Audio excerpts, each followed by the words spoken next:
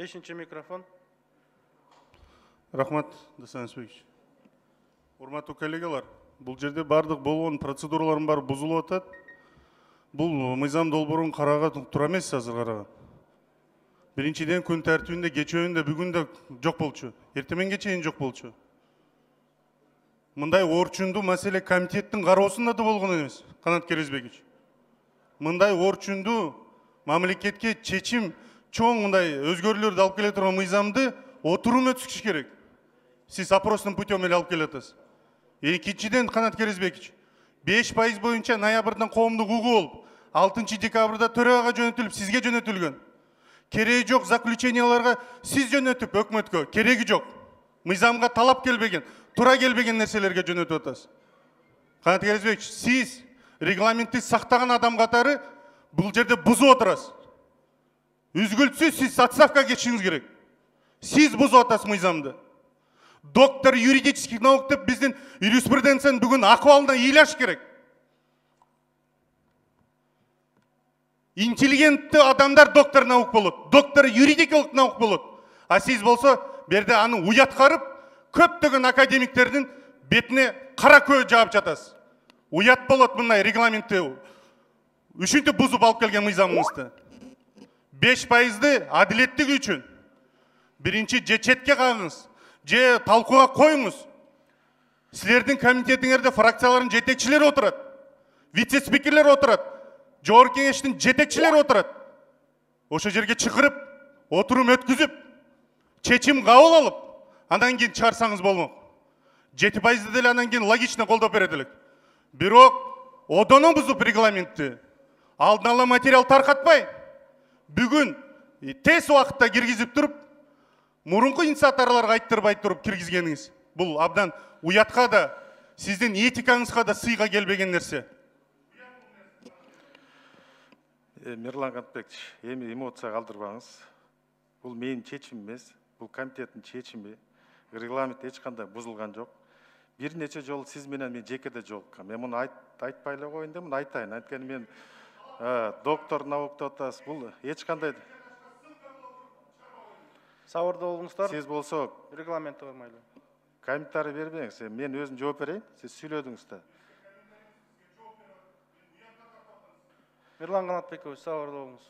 Сиз эми мындай мен уят кылганда укуңуз деле жок. Мен өзүм жооп берем да өзүмөчү. Бир нече жолу сиз менен да сүйлөшкөнбүз. Ошондо сиздер билгенсиңер, өкмөткө жөнөтүлгөн, ал маалымат бар болгон. Сиз менен да бир нече варианттар талкуулаганбыз. Туура биз да ойлогонбуз. Балким өкмөттүн корутундусу бир убакта келип калса, карайт элек. Андай болгон жок. Мен дагы бир жолу кайталап коеюн.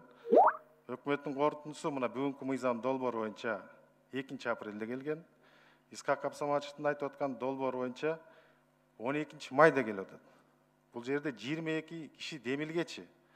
Азыр бирөө угуп отурса ойлойт да, жалаң эле Керезбек демилгечи болду эле, өзүн билемдик жасап эле, комитеттин чечим чыгарып эле баарын жасап атат. 22 киши демилгечи. Ошонун ичинде 3 комитет мүчөсү. Тез арада кабыл алсын деп, ошо 3 комитет мүчөлөрү, мына мен айтып коеюн, Мирлан Исакович бар, Алтынбек Турдубаевич бар, Нурбек Өмүрбекович бар, ушулардын арасында комитет мүчөлөрү да талап койгон. Апрелден бери кайрылбай атат, каралбай атат деп. Ошондуктан ЧП бүткөндөн кийин 11 майда опросный жол менен кабыл алынган. Андан тышкары сиз менен да мен айткам, билгенсиз, өкмөткө жөнөтүлгөн. Исхак Абсаматович да билген. Өкмөттөн апрель айында да кат келген. Биз карап атабыз. Жакын арада жооп беребиз деп. Эми азыр ошонун баарын билип туруп, анан биринчи жолу уккандай кылып туруп, мени жөн эле бир интеллигенция деп, академик деп, билим доктор деп, сиз менин намызымда шек келтирбеңиз. Мен дагы бир жолу кайталап коеюн, бул болсо эч кандай маселеге тиешеси жок. Тиешеси жок. Демилгени болсо 22 биздин кесиптеш чыгарып атат, комитет болсо 13 добуш менен колдоп атат. Бул жерде комитет мүчөлөрү да отурат, мен ойлойм азыр ойлорун айтат. Ана мындай эмоция калтырбайлы. Башкача бир жыйынтыктар чыгарып, мен өзүм да мындай ойлойм, бул туура эмес да.